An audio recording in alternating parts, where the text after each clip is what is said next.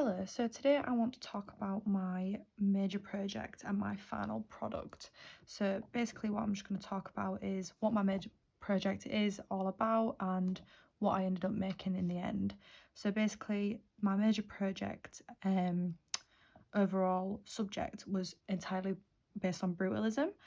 So I made a prototype of a magazine based entirely on brutalism and concepts behind it, like the history of brutalism, when it came about, how it came about, and all this other stuff that I'll go into deep detail in.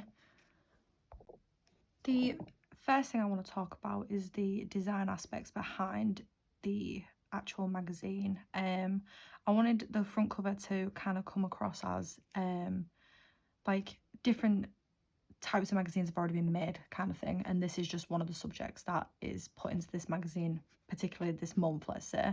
So it's like a subscription kind of thing. The design idea behind it, so like in the background, wouldn't necessarily be the same as what it is in here because it's taken on a brutalist kind of touch to it with like the colours and the shapes and all that. I've also added obviously example photos at the front. This would be like on every kind of magazine, not just necessarily this one, but this one obviously has little articles telling you what's going to be inside it. The back of the magazine takes on the same aspect of what I was just saying about the subscription kind of thing, that there's multiple magazines being made. So like on the back of the magazine it would be next week issues, like what's going to be in next week's magazines and what's been in previous magazines and things like that.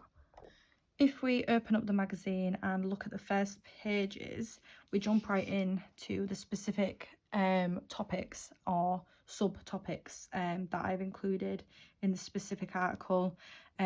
Basically, the first one that I've gone for, because I thought it was the most reasonable to start with, is the history of brutalism. Inside, I've just literally got images of what the history of brutalism is, and to kind of give you an idea of what it looks like. And then I've got different articles that are handwritten by me, telling you exactly what the history of brutalism is. On this side of the front page, so the very beginning of the magazine, we've got neo-brutalism as well, which is just a different type of brutalism which adapts more to the graphics design kind of side of it, so it's more digital. Again, we've started with articles, the backgrounds is the same on all of them because I wanted to take on the brutalist kind of outlook on everything. The titles as well, I've taken on typography, which I do think sticks with the brutalist theme.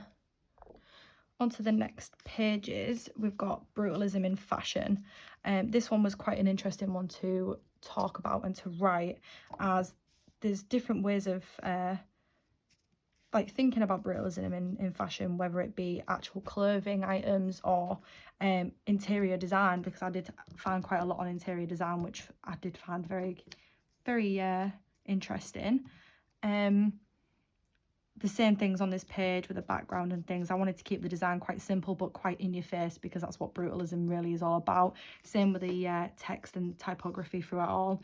The text throughout the magazine is quite hard to read, but that was done on purpose. Like, I wanted it to be quite ugly in the sense of that's how brutalism is sometimes depicted. So that's why, yes, it does stand out somewhat, but it is still quite hard to read. On this specific part of the magazine is where I then start to express my thoughts and feelings on brutalism. I take on concepts of brutalism in the beauty industry and have started to make my own like tweaks and, well, basically trying out for myself.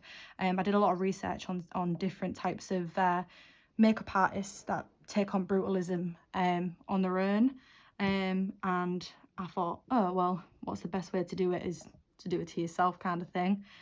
So yeah, this is where I started to take things on. In the blog aspect of my final piece, there is actually videos that have been added of me actually completing these makeup looks for you. To further the brutalism in the makeup industry, I've also researched a girl who takes on this specific makeup like type She's very well known for brutalism and quite painful looks. Like if you take her back to this page, she's got things in like makeup in her eyes and on her teeth and in her mouth and things like that, which could be considered quite ugly and brutal, in the fact of it's not really well known, but that's the art of it. That's the whole foundation of brutalism. I also talk about brutalism in design. So this is basically taking on everything that I've done in my degree, what my degree is based on totally, because obviously digital design, everything comes down to that. So researching how brutalism is incorporated in design was quite eye-opening for me, because it is something that I would like to expand on in my future career. I am very, very passionate about brutalism now, in the aspect of I do think it would be something that I progress on and incorporate into future pieces and future work. Furthering the brutalism in design, I researched brutalism in graphic design specifically because that is one aspect that I am very, very passionate about. I do want to further my knowledge and skills in graphic design after university, so researching this was quite intriguing and helped me, well, kind of establish what brutalism could be in the graphics industry, which was really, really exciting for me to read. And then we just had a little bit more information on brutalism in design, where it's like it looks unpolished and unkept and unplanned kind of thing, which I do like that kind of take on art, as it's not really known of, it's not really seen, so having something so different would make your work pop. So not following crowds is a good way of explaining brutalism, as it's not really known and it's very, very highly critiqued, so it's quite interesting to research. We then go on to the most known part of brutalism and where it all began, which is brutalism in architecture and brutalism in the international style. Brutalism in architecture is definitely one of the most known types of brutalism, as it obviously is where it came from, it's how it was discovered. But then obviously artists and people who interpret brutalism in different ways have took it on and interpreted in different ways in different styles. So like I've said in the past pages, like through fashion, through design, through makeup, I feel like artists in general have took on this something that seems so like ugly and perceived as so raw, and took it and made it their own, which has now made it so much more aware and so much more beautiful in the aspect of making something ugly more their own thing, if you get me. Like it's like their personality, which I really, really enjoy. I also discuss in this magazine the evolution of brutalism. I do think that is a really, really important article to have in this magazine, as it tells everyone where it came from, how it started, and how it keeps on evolving. In the article, I do discuss how I believe it will keep going. I don't think brutalism is something that's going to stop anytime soon. I do think it's just going to keep getting interpreted in different ways. It is highly critiqued, and a lot of people do think it's quite an ugly way of creating art, but I do think there's too many people, too many activists and too many people who have took this on now to have their own art form and feel more comfortable in themselves using this to their own, well, making their own outcomes of it for it to ever end. I also speak here about the conclusions of brutalism. This is basically what I believe.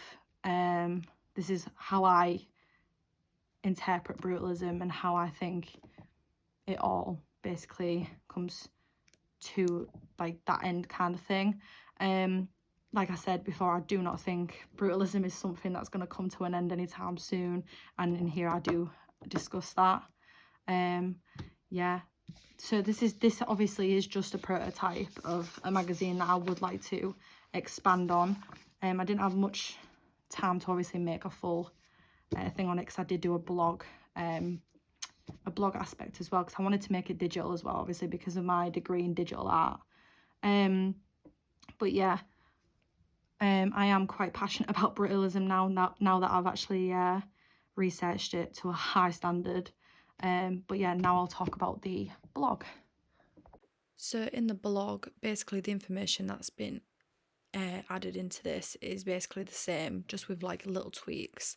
The pictures are still very much similar, but obviously it's just a bit more intriguing to look at, as it gives you like an insight on what's going to happen within this actual blog. I've still added the same categories like the history of brutalism, brutalism in the industry, so fashion, makeup, all that good stuff. The only difference is the makeup industry part is a lot more expanded on, and there's a lot more personal photos, and there's a lot more of an intake on what's actually happening. The blog was literally there because obviously with a blog you can add to it a lot quicker and a lot easier than you would with a magazine, because obviously magazines are like monthly subscriptions, so that's what the blog was aiming to do.